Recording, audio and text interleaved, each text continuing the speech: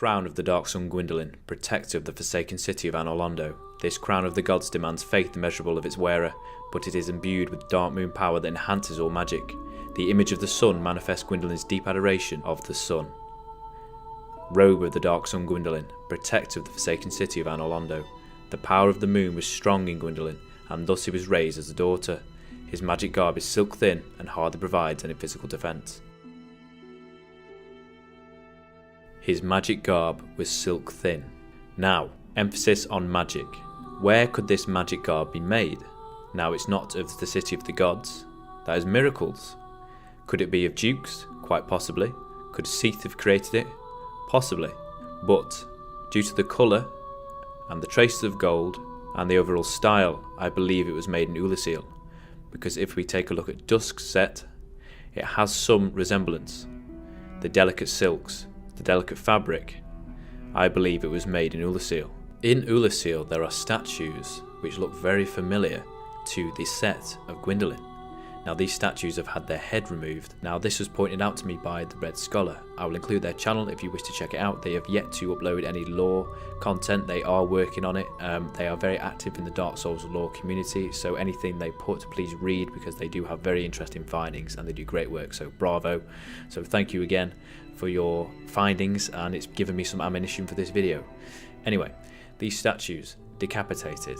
Gwyndolин's set is very, very similar to what we see on these statues. His garb is almost identical. He holds an ivory catalisk, that is a symbol, and the birch is a symbol of Oolacile. White is a colour of Oolacile, also gold is very much a symbol of Oolacile. If we look at their sorceries, they are of light, they are of golden light, they are an approximation as said by Dusk. So the dealing in time and sorceries and Oolacile's sorceries, that of time, could actually be how Gwyndolin created the illusion over Anor Londo, how he was able to have an illusion of the sun completely blanket over the city.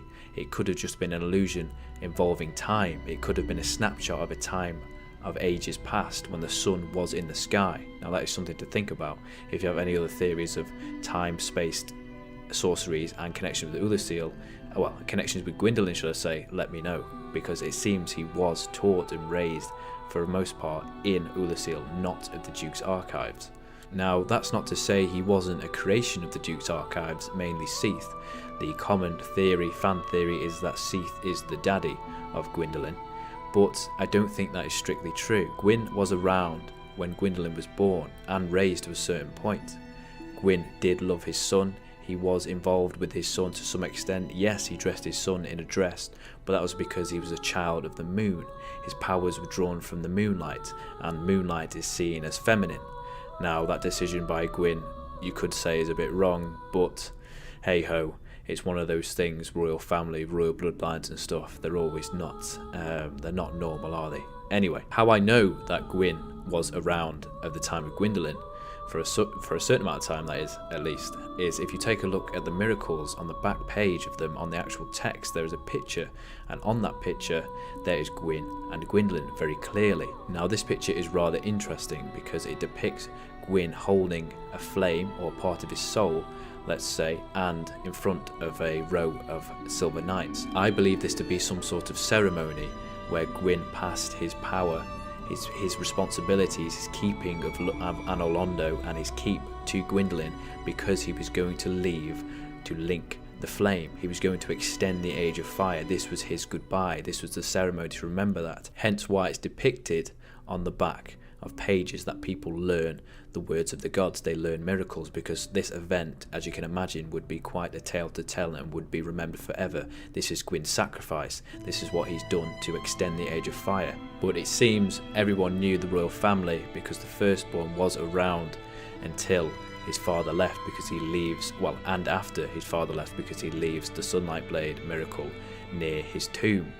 And Guinevere, I do believe again, was around for this time. His children, Gwyn's children, were still in his keep and had not yet left. Or been exiled in the case of the firstborn. So this ceremony took place in the day. The sky is blue, the sun is out, and you can see Duke's archives there in the corner, and I think that is very important. From Software put that there for a reason, because it does link in with the two people, Gwyn and Gwyndolin. Anyhow, the sun being out is quite important because the twilight of Anor Londo had not yet occurred. The sun was still in the sky, the Age of Fire to an extent was still happening. Yes, it was fading, and that's why Gwyn was going to leave. If you believe this to be the ceremony before he left, he was going to leave to link the flame. And the fire fading is something that is brought up in the DLC, mainly the dialogue from Go. He gives us a glimpse into what people know of the fire fading, that it may be common knowledge, not just of the gods. It's not a secret of the gods, and not just of their knights, but it may actually be on the tongues of commoners. How long has Go been in that tower? What is his perception of current events and time? Is his opinions outdated? Does he know the full truth? Because depending on what you believe and how long he's been on that tower could affect the theory, and his dialogue of the flames will fade and only dark will remain. I mean, he's very true on that, but he could be reflecting on the events of Oolacile and not necessarily his knowledge on the actual fact that the flame is fading. He's called Calamite, ferocious dragon indeed. Even mighty Anor Londo dared not provoke his ire. I see little good coming from this, but thy intent is to persevere to the bitter end.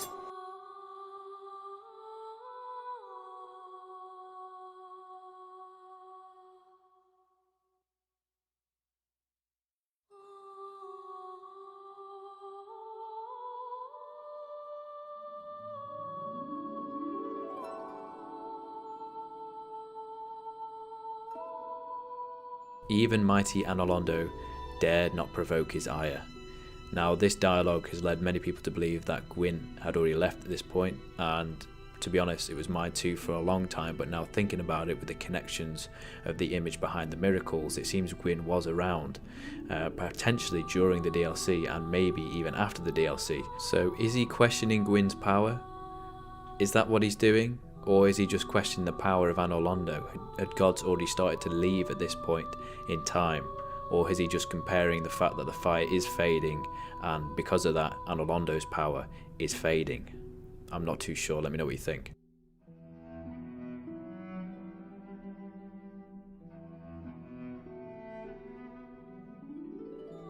I see that thou hast dusted the great black dragon Calamite, wondrously played. Lord Gwyn's blessing upon thee. I see that there is at least one legend among ye humans. Dear me. Lord Gwyn's blessing. He speaks as if Lord Gwyn is still alive, and his blessing is still to be given, as if his blessing still contains power. Do you know what I mean? He's not really talking about Gwyn as if he's deceased, as if he's gone, as if he's no longer around. Lord Gwyn's blessing makes me think Gwyn is still about, at least to Go's opinion. Because as we said, he's been in this tower for a long time, so his perception on events and perception on time is not to be entirely trusted, because this giant has been in solitude for quite a while. Okay, so returning on the Gwyndolin point, as this is a video about Gwyndolin, a video made by Crest. Now, he's an OG content creator, made many videos in the past dissecting the game and revealing some truths about level design and indeed character design. He did a video where he basically undressed Gwyndolin, to put it politely, and he took off his headpiece. Now, Gwyndolin has no eyes. There is no eyes on that character model, so I think Gwyndolin was born with these defects, with this disfigured form of snakes and serpents. How he was conceived, how he was contrived, that is to be debated. However, I think he was born with these snakes, this pale skin, and indeed no eyes. So I think the snakes see for him. I think they are his eyes, which is quite interesting. And you might think, well, why does the statues, why does the picture behind the miracles not show Gwyndolin with snake legs? Well, that's probably rather simple. To be depicted with snake legs, well, that's not really an image of the royal family you want to be sending, which is one of the reasons why he seeks solitude below the keep in Anor Londo. But I think there's other reasons for that. That is his decision and not necessarily the order of his father. As the prophecy of the chosen undead, you are chaperoned into obviously ringing the bells, conquering Sens, and then you go and defeat Ornstein and Smough. After doing so, you're greeted with a brilliant view of Guinevere, the Queen of Sunlight, as she announces herself. However, we know that not all is true, and things are an illusion in Anor Londo, Guinevere being one of them. So I think Gwyndolin's presence in Anor Londo is on purpose, that being he's underneath the keep because he is the man pulling the strings. His presence and him being seen isn't important in the prophecy. That is not important in the job that has to be done. Because if you think about it, or at least think about in some way why Guinevere is the one shown to the chosen undead, well, the undead prophecy is spread throughout the globe. Many people from many countries have heard of the prophecy and come to Lordran to fulfill the prophecy. Their kingdom has fallen due to the undead curse. They are familiar with the royal family, and they may not be familiar with Gwyndolin, but they certainly are familiar with his older sister, Guinevere, the goddess of fertility. It seems she is the most celebrated child of Gwyn, so it would make sense that she is the one who is seen by the chosen undead, and then the Lord Vessel is bequeathed from her to the chosen undead. Obviously the chosen undead would then buy into what is being told to them by Guinevere, the goddess of fertility, this very beautiful sight, beautiful woman. You know, the music's playing, the sun's shining over her. It's a very, it's almost like a dream, isn't it? And then off you go to slay the old gods and rekindle the flame. So I believe that's why Guinevere is used and not Gwyndolin, mainly because, as I said, Gwyndolin probably isn't widely known to the outside world, also due to his hideous form, and also because his sister, well, her image of her does a much better job of selling the prophecy. One last point about his role within Anor Londo and the prophecy before we move on. Now, there are statues in the ONS boss room. Now, one is removed, the other two are of Gwyn and Guinevere. The one removed, if shot at with arrows, you can, or throwing knives, whatever projectiles that will stick, there is actually still a statue there, it's just invisible. Now, as we said, Gwyndolin is a master of illusions, so I believe Gwyndolin is responsible for this statue being invisible. And the point I'm going to make, I raised in my lore through. Definitely check that out if you're very passionate about souls. I talk non-stop every episode is dedicated to a certain area of souls. It's all broken down, so say this episode will be the catacombs, this episode will be Firelink. You get the drift. I talk about everything that is contained within that area, from what we're experiencing in that episode, from what we have experienced, without spoiling too much of the game until that point. So if you're a new player and you've somehow stumbled across this video, definitely go and watch that, please. I put a lot of effort into that, and I think you will enjoy it if you like E&B style old G content. Anyway, the point I'm going to make. The lack of a better word, platform that the invisible statue stands atop of is actually two platforms. One's larger and then a smaller one atop of that, and then the statue stands upon that. Well, it would if it wasn't invisible. However, I do think that the firstborn used to stand there. That was where his statue was before he was removed and stripped from the annals. I think Gwyndolin's image did take his place. That's why we find a smaller platform on top of the larger platform to accommodate for Gwyndolin, the smaller and youngest child. Now, Gwyndolin removing his statue and making himself invisible links into what we've just discussed within his role of the prophecy, and what he deems his role is, the master of strings. He is the puppeteer. So returning to the boss room where we fight Gwyndolin, and before that you hold a seance. Now you need to find the Darkmoon seance ring, which is discovered on a corpse that is buried beneath the statue of the woman who holds the baby. Who that child isn't really important for this video, but the DLC took place 300 years ago. The parish was built after those 300 years, and then we can find a statue holding that baby found in the parish and chapel. It seems that statue and baby is worshipped. It seems as if that child is new for that chapel to be built, and that for statue to be so important, if you catch my meaning. So how old and how new this statue is in the catacombs is to be debated. Who is it? Is it of the firstborn, the secondborn Guinevere, or of Gwyndolin? Obviously with the Darkmoon seance ring, you kind of think, well, it would be Gwyndolin, but as I said, with the chapel and parish being fairly new in the timeline of Lordran, I don't see why that would be worshipped for that long of amount of time, if you get what I'm saying. It doesn't matter anyway. Seance means a meeting at which people attempt to make contact with the dead, especially through the agency of a medium. So who is dead? I mean, Gwyn is dead. I mean, technically he isn't, but technically he is. His children would have accepted that he was never returning from this venture, and to be classed as dead would be correct. However, before you enter the boss room, you know there's a rug, and it has the picture of Gwyndolин's crown. More in a full form, it is a golden sun, and there are candles, 4 candles around on this rug. So it seems it is very much a place of seance for seances to be conducted. Now, the only person you contact and speak with is Gwyndolin, but he isn't dead. So this is the only thing I'm quite uncertain of when it's on about Dark Moon seance. Does it mean it in a literal sense, or does it just mean to commune with Gwyndolin? Because as I said, he's not dead. He is in a place of the dead in the tomb, but he's not dead himself. I'm just rambling now, but you kind of get what I'm getting at. If you decide to face Gwyndolin and commit the ultimate sin and challenge the gods, and become a heretic in Gwyndolin's words, you notice a music plays. The boss room music is that of the Moonlight Butterfly, and what are Moonlight Butterflies? Where they are creations of Seath. So this is the Seath connection that a lot of people use when talking about Gwyndolin and Seath. As I said, I do think Seath had some involvement with Gwyndolin. I don't think it involved his training in magic, as we've made the Oolacile argument, but at least his birth and his whole existence, because you got to think about it. Is Gwyndolin a natural born baby, or is he a test tube baby in a sense? Is he an experiment of Seath? If the woman holding the child is of Gwyndolin, then that would make sense, because then you would think, yes, there was a mother. Gwyndolin does have a mother. I've read many theories about who Gwyndolин's mother could be. Is it somehow Priscilla? Is it Velka? On the Velka point, there was a great theory on Reddit. Velka, Gwyndolin, the prophecy and sin, an exploration of deep lore in Dark Souls. This is absolutely excellent. I've referenced this a few times in my lore through series. The connection between Gwyndolin, Velka and the Dark Moon Covenant, and very much that the Covenant on the Dark Moon has been usurped and repurposed, and Gwyndolin is now in charge. It was a Covenant of Velka, but however Velka came to be, either she died, she was kicked out, she definitely left the City of the Gods, either forcefully or by her own choice. Anyway, it doesn't matter. Gwyndolin took over that covenant and twisted it to suit the royal family, and to punish the sinners who went against the royal family and sinned against said royal family, not just sin overall and in general.